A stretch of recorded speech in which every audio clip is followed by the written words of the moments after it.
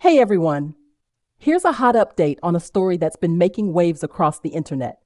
You've probably already heard about it. There's this interview that's gone completely viral featuring Gao Zhikai, the deputy director of the China Global Quality Library and a so-called wolf warrior diplomat. During his chat with a British journalist, Gao had a major facepalm moment. The interview has exploded online, amassing tens of millions of views and turning into a global comedy sensation. If you haven't seen it yet, you're in for a treat. The full 40-minute interview dives into everything from Xinjiang and Taiwan to China's rule of law and freedom of speech. But don't worry, I'm here to save you some time. I'll highlight just a minute or two of the most cringe-worthy moments so you can catch the gist of the hilarity. For instance, there's a particularly golden moment when the topic of criticizing Xi Jinping in China comes up. This segment has become a favorite meme on the internet and is absolutely worth a watch. My question is, as a dissident from Hong Kong, knowing that I cannot express freely in Hong Kong or in the UK without risking other people in trouble, I also know that you just now made claims about there's free speech in China, and it's possible to criticize the Chinese government just now again.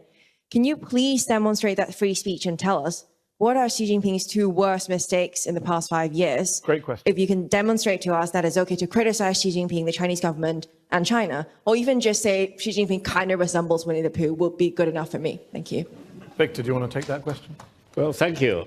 I would say China need to make more prompt, take more prompt actions in dealing with the dramatic aging population in China and the dramatic demographic decline. Do you think Xi Jinping's to blame for not being fast enough on aging? No, I think the whole Chinese government, including the Central Committee, State Council, local government, need to take actions quickly to reverse that dramatic aging population problem and demographic decline. We're not going to get a criticism out of you. Let's go back to the audience. Former Foreign Minister Qin Gang was removed from his post and has not been seen in public since June 2023. A few months later, China's Defense Minister, General Li Shangfu, disappeared from public view for months, has now been expelled from the party, accused of corruption. That's at least 2 ministers that disappeared just in the last year. This means China is really merciless in dealing with corruption of all kinds, even among the highest. Your foreign minister and defense minister, imagine Antony Blinken and Lloyd Austin just disappeared tomorrow.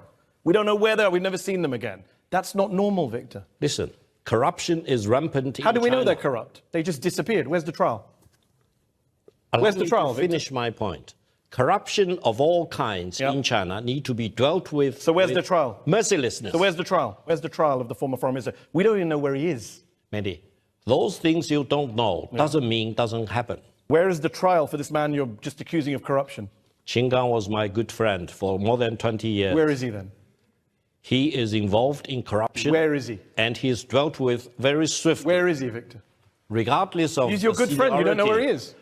Regardless where of the is the former foreign minister of China? Position. This is not a hard question. We're not asking where Rehan's brother in the middle of Xinjiang is that you can dodge. Where is the former foreign minister of China who disappeared? And by the way, he wasn't accused of corruption. The spokesman came out and said he has health reasons. Then corruption came later, by the way. Where did he go, your friend? That means there is a process, and the process. The process starts with one lie that he's ill, and then the next lie is he's corrupt. He may be ill. You never know. I mean, he's probably ill after he's been in a Chinese prison. He may be ill now. You never know. Exactly. But at least where is he? Gang lost his job Victor, where is he? Of his corruption. Last question. That's the point. Where is he? He's somewhere in China. You will never see him. He's among the 1.4 billion people. And no, it's not just him. There's many other people who have disappeared. The previous defense minister disappeared. The Ministry of Industry and Technology disappeared. The former Interpol president disappeared. In China, you just disappear if they don't like you. That's the rule of law in China. I'm so happy they disappear, because if they keep doing their job, they will bring greater disaster. Victor, be careful what you wish for, because everyone's watching this show. And if you get something wrong tonight, maybe you disappear. If I disappear, I hope you will bail me out. I'd have to find you first, and China's apparently a big country. Now, let me share my take on this. Even though everyone's having a laugh at Gao Zhikai's expense, the truth is, his skills are actually quite impressive. Among the 100 million Communist Party members, I'd say you could count on one hand those who match his level of proficiency. Consider the top leaders right now. Many of them have either elementary school diplomas or degrees from universities in North Korea. Forget about English. they often struggle with their own Chinese. Since Jiang Zemin's era, China's top leaders and Politburo Standing Committee members haven't had anyone who could speak off the cuff. Li Keqiang might be an exception, but other than him, the field is pretty barren. Gao Zhikai deserves credit for a couple of things. First, he had the guts to take on this interview, and second, he was brave enough to handle unscripted questions from the audience. You have to admire his courage. Right now, there isn't a single high-ranking leader in China who would dare to do the same. The reason Gao made such a spectacle isn't really about his personal abilities. It's more about his position and the constraints imposed by his country. Essentially, he's dancing with shackles on. Any Chinese official who doesn't have a pre-written script when facing Western media will end up in the same mess. To sum it up, Chinese logic just doesn't translate well in the outside world. The core issue with Chinese logic, if I may be blunt, is that it's like wanting to be a street performer while also claiming to be a saint. If I were Xi Jinping, I'd just come out and say it plainly. Why not be upfront about it? What happened to all the talk of institutional confidence and cultural confidence? From now on, China should openly admit we're an autocracy. We absolutely do not allow criticism of our leaders or government. Criticism leads to imprisonment. We believe this is the most effective way to manage the country. Yes, we're the world's second largest economy. What's there to say? Our people are like chives, exploitable and treated poorly. But so what? We've created an economic miracle over the past 20 years. What's the issue with that? China is essentially a country of hostages. Our officials can disappear without trial for saying or doing the wrong thing. But again, so what? Except for the United States, no other democratic country matches our economic and military power, which proves our system works. What's there to argue about? If China could be this straightforward, it would show real institutional confidence and cultural confidence, just owning up to what it is, instead of pretending to be both autocratic and virtuous.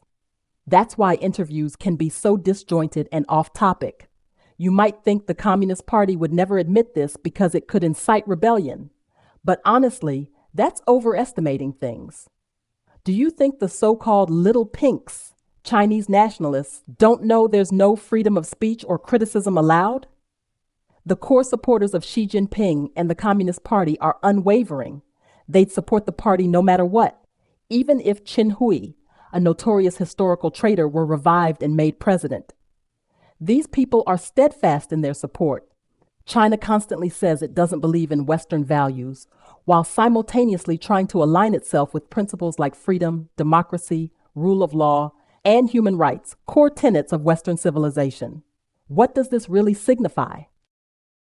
As we discuss Gao Zhikai's interview and the political issues in China, it's important not to forget the real ordinary people affected by these policies. They have their own dreams and hopes, and their lives are directly impacted.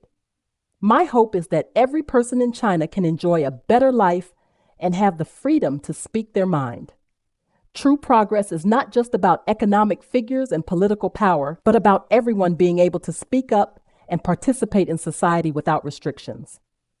The courage of those who strive for freedom and justice inspires us to keep pushing forward.